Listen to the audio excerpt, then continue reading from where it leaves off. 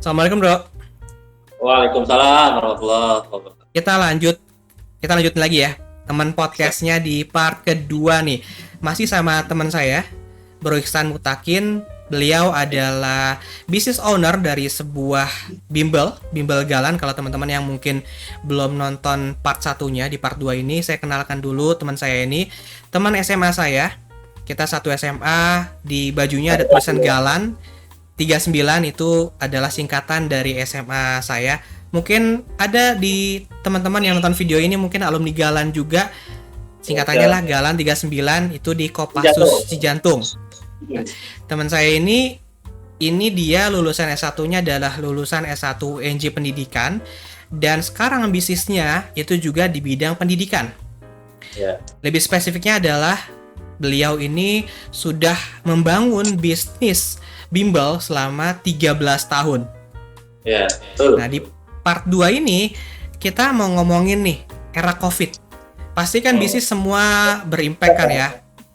Ente sempat sampaikan di sebelumnya tuh, sebelum video kita itu sudah sampaikan, ente punya awalnya 3 atau bahkan 4 offline tempat, dan akhirnya ketika Covid pastinya semua bisnis berimbas lah, semua apapun pastinya. Ente juga berimbas kan? Ya aneh juga yang di kantor juga, alhamdulillah sih kantorannya sehat-sehat aja. Tapi secara bisnis juga pasti berimbas ya, profitnya pasti berkurang, dan itu akan dialami oleh semua bisnis pastinya. Kecuali ya beberapa bisnis yang meningkat. Contoh bisnis kesehatan itu akan meningkat. Digital e-commerce itu meningkat karena penjualan di e-commerce ternyata melonjak lebih tinggi. Tapi rata-rata ketika bisnisnya itu sebelumnya dijalankan secara offline, ketika tiba-tiba pandemi terjadi kan memang tidak ada yang menginginkan ada pandemi kan. Nggak ada lah, semua orang juga makanya nggak ada yang siap. Tiba-tiba digital dipaksa untuk boost lebih tinggi, era digital kan. Tiba-tiba yang tadinya anak-anak belajar di sekolah, belajar di kampus, atau bekerja di kantor, tahun lalu kita sempat semuanya dilakukan lewat rumah. Semuanya pasti banyak yang tidak siap, termasuk pasti ente kan. Bisnis bimbel pastinya yang dulu harus tetap muka, bimbel kan tetap muka kan? Betul, offline kan? Baik itu ente lakukan bisnis bimbelnya di tempat bimbel antum yang dulu punya 3 cabang, nanti kita bahas tinggal berapa cabang sekarang nih. Dan baik juga ente juga punya yang namanya bisnis privat kan, sebagai broker privat lah ya, tapi tetap dengan brand yang sama, brand Bimbel Galan. Nah, itu pastinya ada impact nih. Privat juga kan orang datang tatap muka ketemu. Ketika Covid tahun lalu, mungkin kalau tahun ini orang sudah mulai di mana vaksin ya, sudah mulai ada, alhamdulillah. Anda juga baru vaksin nih bro. Kita balik lagi ke obrolan kita nih. Punya berapa sekarang offline ya setelah Covid? Fokus kantor pusat aja satu di gedung. Satu. Iya. Buat operasional. Dari 3 cabang. Iya. 3 cabang di luar kantor pusat berarti ya? Berarti 4. 3 itu kalau waktu itu kan yang partner udah lepas duluan sebelum Covid. Pas udah deket-deket awal-awal Januari 2020 ya. Terus yang milik sendiri 2 di bulan April, satu lagi di bulan April 2020 ya, satu lagi di tahun ajaran baru Juli 2020. Karena ya itu tadi, itu kan masih baru-barunya heboh pemberitaan Covid. Jadi siapa yang mau berani datang kan? Tatap muka gitu. Sebelum privat juga lagi bagus-bagusnya itu sampai ratusan lah, di atas 100 siswa. 100 siswa per bulan? Per bulan? Iya. Jauh. Privat itu ente bayarannya per bulan atau per periode? Per sesi, tapi dia diakumulatif. Jadi anak belajar dulu, bayar belakangan. Itu sebelum pandemi kita di atas 100. Dimulai Maret itu udah mulai turun, kaget. Karena kan itu tadi, guru datang ke rumah, orang tua takut juga kan. Wajar lah. Tapi itu juga dialami brand-brand lembaga privat yang besar juga, yang murid punya ribuan itu. Nah itu gunanya kita punya komunitas yang sejenis ya, yaitu KOPI, Komunitas Anual Privat Indonesia. Nah itu kita bisa sharing ke alhamdulillah ternyata juga setelah tahun ajaran baru di 2020, kepercayaan orang tua murid antara bimbel dan privat yang lebih tumbuh cepat itu adalah privat. Karena satu guru ya, dan juga di rumahnya, jadi orang tua mungkin lebih percaya gitu. Bisa proposan ketahuan. Satu guru yang datang memakai masker, cuci tangan di luar atau pakai hand sanitizer kan. Mudah, bisa jaga jarak juga dengan anaknya, dengan kepisah dengan meja gitu kan, kepisah dengan meja belajar. Orang tua lebih tenang, lebih nyaman. Oke, berarti ketika era COVID datang nih, tugas ente pertama kali adalah meyakinkan orang tua dulu anaknya tetap bisa belajar di rumah dengan kondisi yang aman ya. Ya, dengan protokol 3M itu. Ada yang percaya, ada yang mau keep dulu dia, ini dulu. Break Berarti dulu. nunggu dulu kondisi ya. Dan kayaknya sekarang mungkin orang sudah mulai aktivitas kan sudah mulai agak normal kan. Meskipun dibatasi pergerakannya, ke kantor juga orang udah mulai ke kantor, mall juga sudah mulai buka, dibatasin kan. Gue juga sempat nonton sekali, ngetes setelah setahun nggak pernah ke bioskop, akhirnya ngetes lah ke bioskop gara-gara satu film Mortal Kombat. Kayaknya ini akan ke bioskop kedua kalinya di era pandemi ini, karena ada satu film yang pengen nonton emang, Fast and Furious. Gitu. Itu nggak terdisrupsi sama Netflix itu bioskop. Ada yang bilang terdisrupsi gitu sama YouTube, Netflix. Sebenarnya sih enggak ya, karena filmnya berbeda sih. Ya pastinya bisnisnya akan terdisrupsi pastinya kan. Bahkan bisnis bioskop aja sempat yang dulunya nggak pernah nyewain tempat jadi ada nyewain tempat kan, karena sudah pemasukan. Nyewa tempat untuk apapun lah, untuk arisan, untuk main game, bebas kan. Jadi ya pastinya bisnis itu akan coba beradaptasi. Nah termasuk antum kan, kita balik lagi ke bisnis antum nih. Nanti kita melenceng ke bisnis bioskop lagi. Bisnis antum lah. Kita ngomongin bisnis pendidikan nih, fokusnya ya. Termasuk kan bisnis antum tuh, bisnis ente tuh pastinya akan akan mengalami pergeseran dong. Antum kan bisnisnya harus tetap jalan. Karena ini kan penghasilan utama bagi keluarga kan. Istri juga udah fokus bangun bisnis ini, dia juga sudah resign dari tempat kerjanya, fokus ngebangun ini berdua, dan pastinya ini akan jadi penghasilan utama juga, makanya harus jalan gitu kan. Dan ketika fenomena pandemi datang ya, nanti ngelihat bahwa kayaknya nih kalau harus mempertahankan 3 cabang yang lain secara kos kayaknya akan memberatkan kan. Dan nantinya bisa bahaya nih dari sisi finansial keuangan bisnis antum kan. Iya, betul. Jadinya ente tuh memutuskan untuk oke lah, cukup mempertahankan satu aja yang di Surilang ya. Yang di Taiman, orang dong, dekat Bidan Amiraja. Yang Taiman sekarang ya. Nah, yang di Taiman itu dipertahankan sebagai kantor pusat, kantor cabangnya dilepas. Iya, semua cabang lepas. Terus beralihlah bisnisnya ke bisnis fokusnya ke privat. Jadi fokus ke broker ya. Iya. Makanya terdampaknya tuh 3 bulan pertama COVID itu terdampak juga privat. Maret, April, Mei itu. 3 bulan pertama ya. Setelah itu mulai berani tahun ajaran baru 7 Juli. Mulai berani dah. Gitu. Oke. Berarti pendidikan era COVID ini terjadi pergeseran dong ya. Pertama dari sisi bisnis Bimbila sendiri bergeser lebih ke privat, terus cara belajar siswa juga bergeser kan, jadi belajar mandiri kan? Iya, jadi kita juga privat nih, ada juga yang karena COVID ya, yang tadinya hanya satu cara yaitu guru datang ke rumah tatap muka offline, ada juga ternyata kita dapat murid via Zoom gitu, yang muridnya di Palembang gitu, yang jauh-jauh. Potensinya ternyata lebih kebuka dong, ada potensi baru dong. Iya, makanya kita SPK itu kalau beriklan selain les privat Jabodetabek online atau offline, les privat se-Indonesia via online.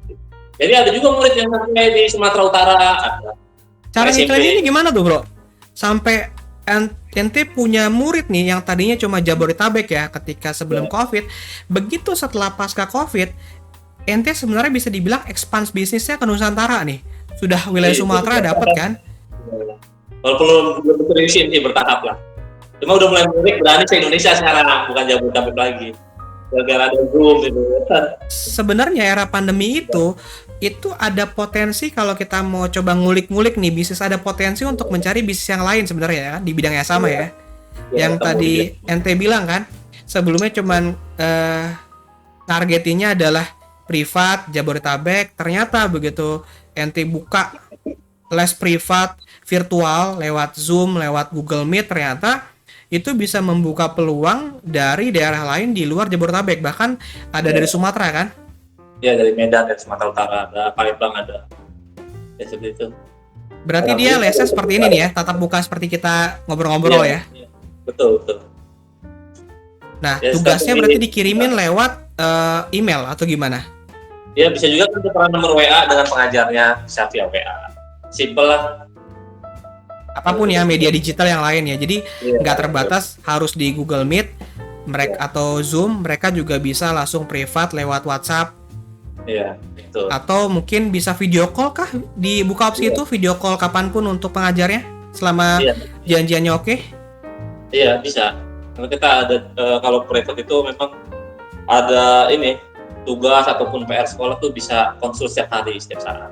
Nah, jamnya itu dibatasin nggak? Atau memang ya udah ketika dia jadi murid bimbel privat virtual nih, kita nyebutnya bimbel privat virtual ya, itu apakah jamnya dibatasi, misalnya seminggu privatnya atau konsultasinya cuma bisa boleh berapa jam, atau sehari cuma bisa berapa jam, atau nih dibuka aja deh kapanpun dia boleh komunikasi sama tutornya? Iya, kalau konsultasi PR tugas itu setiap hari, setiap saat. Jadi nggak dibatasin ya berapa jamnya ya? Ya, nggak ada. Itu buat benefit kita lah yang datang jalan. Jadi satu sisi pun ini jadi kayak apa ya? Jadi kayak tetap merangsang atau tetap memberikan kedekatan bahwa antara pengajar dengan muridnya itu kapanpun dia bisa nanya tentang kesulitan belajarnya ya, atau bantuan soal pendidikannya ya. Iya. Oke, nice, bagus kan. Kalau biasanya kalau hitungannya adalah konsultan itu kan dibatasin kan, misalnya sehari berapa jam. Kalau ini ente karena pendidikan jadi di open ya, bebas aja. Bebas. Oke, tapi bayaran untuk pengajarnya ya berdasarkan jam atau gimana nih kalau virtual? Berdasarkan sesi, tapi sama aja sih biayanya kan, sama tatap muka. Kita samain biar nggak merusak perasaan. Durasinya aja kita tambahin, yang normalnya kan 1,5 jam kalau tatap muka offline. Kalau online belajarnya jadi 2 jam, nambah setengah jam, lebih lama durasi aja. Boleh tahu nggak biayanya berapa? Karena aneh nggak tahu nih. Kalau boleh dibuka? Gitu. Boleh dibuka biayanya berapa? Sekalian promosi lah ya. Kalau SD kita anak TK SD sampai dari kelas 1 sampai kelas 6 itu kita hanya 119.000 per sesi. Sudah include transport pengajar pulang pergi. Jaminan oleh pengajar setiap saat, bisa konsultasi PR tugas setiap hari, itu benefitnya. Anak kan kadang cocok-cocokan emang karakter anak ya, guru. Kalau mau diganti nggak cocok, bisa setiap saat kita rolling pengajar. Kalau untuk 119.000 per sesi ya? Sesi terjangkau lah. Banyak teman yang lebih mahal banyak. Jadi lembaga privat tuh ada 3 macam. Ada untuk level menengah atas, ada level untuk menengah aja, ada yang mainnya menengah bawah. Kalau Galang ente ngambilnya gimana nih? Kelas menengah. Menengah nih ngambilnya ya? Ya. Berarti 119.000 per sesi atau anggaplah per 2 jam ya? Ya. Per 2 jam itu bayarannya kalau SD itu 119.000. Ya, per sesi. Include transport pengajar. Mata pembelajarannya bebas? Bebas. Kalau SD biasanya sih semua guru bisa semua mapel ya. Sesuai kebutuhan aja anak. Kalau SMP kita 159 per sesi, kalau SMA kita 219 per sesi. Terus sih ada potensi tuh. Kalau persiapan masuk buat SBMPTN sebenarnya bisa tuh teman-teman pada bentuknya gede. Tapi kita samain aja, mau anak kelas 12 maupun anak kelas 10, kita sama aja 219.000 sesi. Pokoknya ngeliatnya adalah berdasarkan rentang pendidikan ya. Kalau SD itu 119.000, Kalau SMP 159.000. Ya. Kalau dia SMA 219.000. Angka SMK nanggung juga. banget, kenapa nggak dibuat 220.000 gitu? Biar unik aja kayak di Ramayana gitu. Psikologi Oke. marketing. Apa psikologi marketing ya? Lebih butuh 9. Udah riset Tinggal. juga. Ada diskon nggak bro?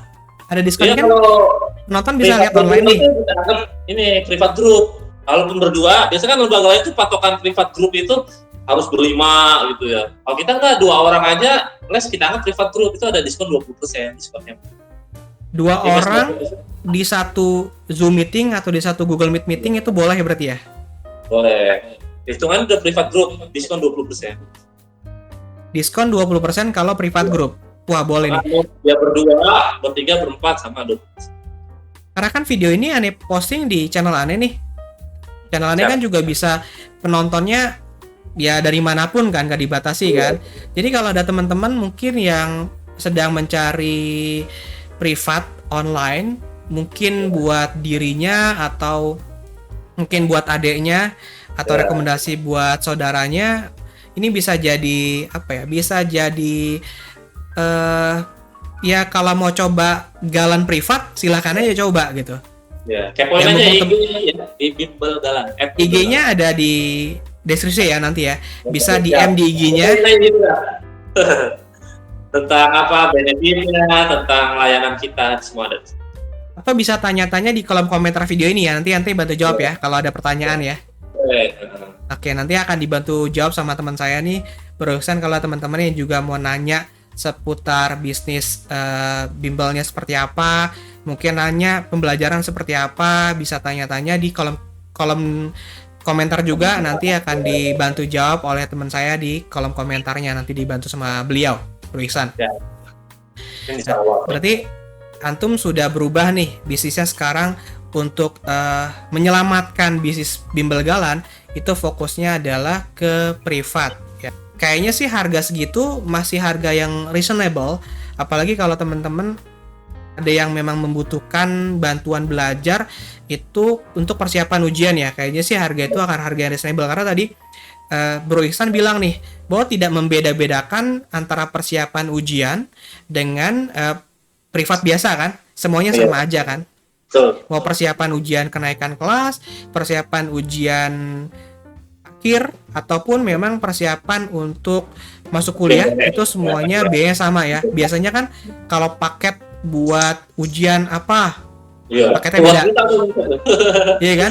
Nah, kalau ente itu kelebihannya adalah ente tidak membeda-bedakan paket, semuanya sama aja lah, pukul rata. Dan juga kita biasanya juga flat selama dia, misalkan dia les privat dari 1 SD sampai kelas 6 kita flat, nggak naikin. Kan biasanya ada lembaga tuh anak tuh naik kelas jenjang lebih tinggi, maka biayanya berubah lagi, naik lagi. Kan pernah lah pengalaman juga waktu khusus bahasa Inggris dah di lembaga terkenal itu, tiap naik level berubah tuh harganya.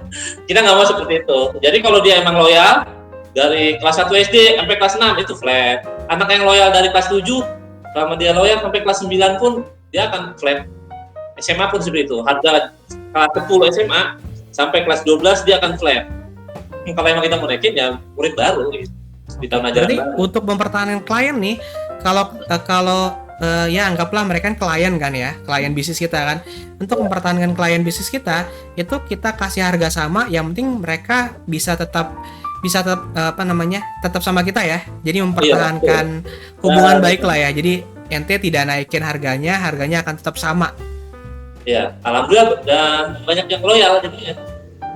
Oke, ini ide bagus nih. Jadi jangan ngejar profitnya aja, yang dikejar adalah jangka panjang. Karena kalau kita biasanya ngejar harga yang tinggi, kalau misalnya si klien nggak terlalu puas, dia pasti akan pindah kan. Ada bisnis bimbel juga yang sifatnya adalah aplikasi, seperti misalnya Ruang Guru. Itu ente anggap sebagai partner atau pelengkap juga di bidang pendidikan, atau ente anggap sebagai kompetitor nih? Awalnya dulu dianggap kompetitor, tapi setelah sharing itu dengan para pemilik lembaga yang sama gitu, yang kita broker gitu ya, lembaga les privat yang guru datang ke rumah gitu. Ternyata ruang guru itu boleh dibilang pelengkap lah ya. Karena banyak juga murid-murid kami nih, tergantung juga kita mainnya di mana. Kalau kita main level ekonomi menengah atas, ruang guru itu adalah pelengkap.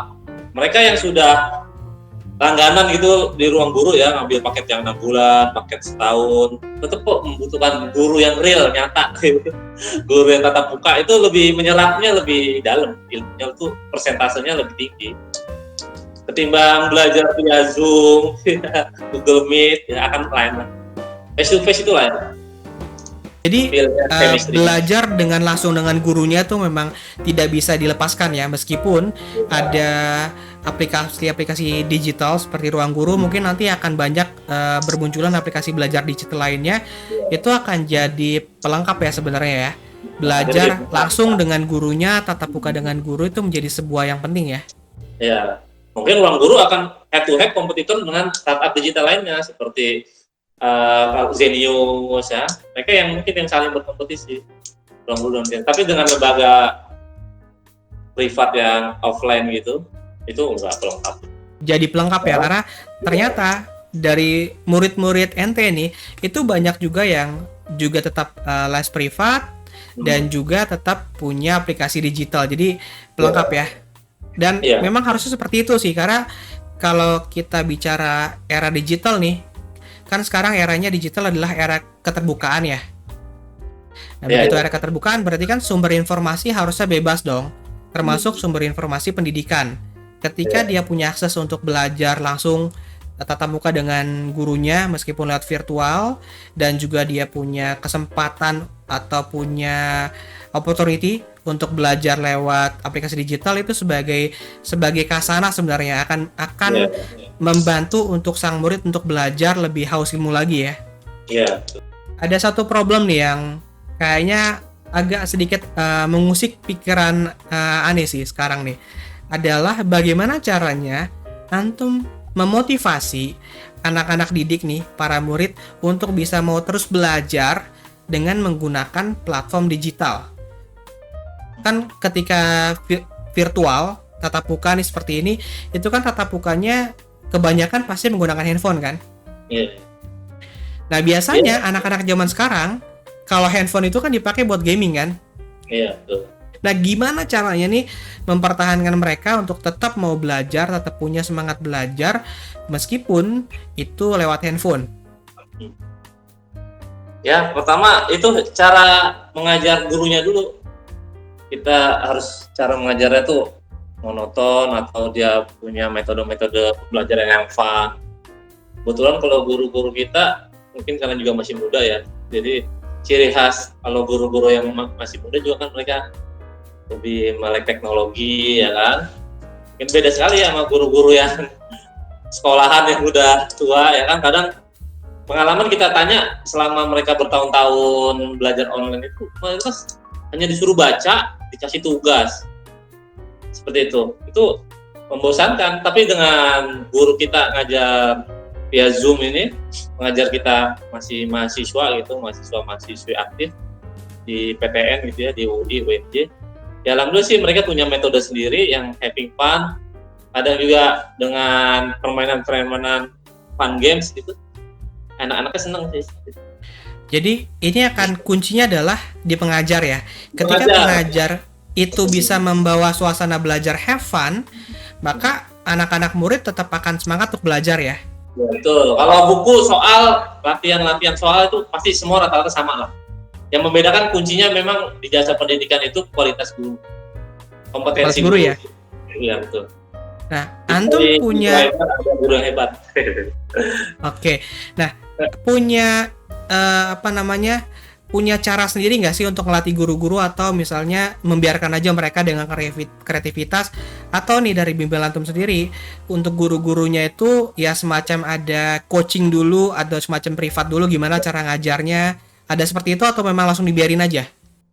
Kalau guru kita kebetulan ada admin khusus yang menseleksi ya, jadi kita tuh di lembaga privat itu selain ada admin khusus nerima murid baru gitu, jadi kita juga nerima tiap hari juga guru-guru baru. Nah guru-guru itu kita seleksi, nggak sembarangan, seperti harus mengirimkan foto KTP, foto KTM tuh, atau tanda mahasiswanya, foto setengah badan pakai alma mater asli, CV, pengalaman-pengalamannya juga kita minta. Jadi kebanyakan sih yang kita pakai guru-guru yang sudah memiliki pengalaman. Nah, jadi ada kepikiran opportunity nih. Tadi sempat iklanin tuh di video kita obrolan adalah bagi teman-teman yang mau cari bimbel secara virtual dengan harga terjangkau, hubungilah Bimbel Galan ya. Dan juga kayaknya terbuka opportunity nih buat penonton lainnya adalah kalau ada teman-teman yang nonton video ini mahasiswa dan dia mau jadi pengajar di Bimbel Galan, itu juga bisa dong. Betul. Ya, tapi diutamakan kita dari PTN ya. Karena banyak kan orang tua mulu nanyain itu asal kampus ya. Brand itu berpengaruh ya. Iya, baru. Oke, tapi ini jadi bisnis dong, pokoknya jadi punya kesempatan bahwa bagi penonton channel ini, video ini nih, kalau ada teman-teman mahasiswa yang merasa dirinya saya mampu ngajar virtual gitu ya, itu bisa dong ngirimin CV-nya untuk bisa nggak sih jadi pengajarnya Bimbel Galan, itu sangat terbantu sekali ya, boleh ya?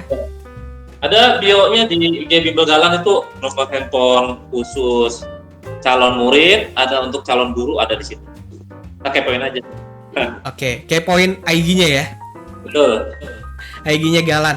Ya, jadi ini peluang bagus banget bagi teman-teman yang mau menambah penghasilan, pendapatan meskipun di rumah aja. Karena kan ketika lesnya adalah les privat online, bukan hanya murid ya yang bisa belajar di rumah, tapi pengajarnya juga bisa ngajarin dari rumah kan? Iya betul. Ada juga pengajaran juga dapetnya kadang jauh-jauh gitu. Sekarang enaknya nggak sulit juga. Karena kan ada yang apalagi kalau SMA ya spesialis ya, guru fisika lain sama guru kimia, lain lagi guru biologi. Kadang ada yang kita kalau Jabodetabek kadang yang ada di pelosok tuh dapat murid kayak daerah Bekasi Timur, Cikarang. Guru yang spesialis kalau SMA itu ada sulit tuh untuk dapetin kayak wilayah Bekasi Timur atau kayak Jakarta Utara gitu ya. Nah dengan adanya opsi privat online, dia memudahkan walaupun dapat gurunya anak kosan di UI Depok, bisa dari kos-kosannya ngajar di Bekasi Timur, Jakarta Utara.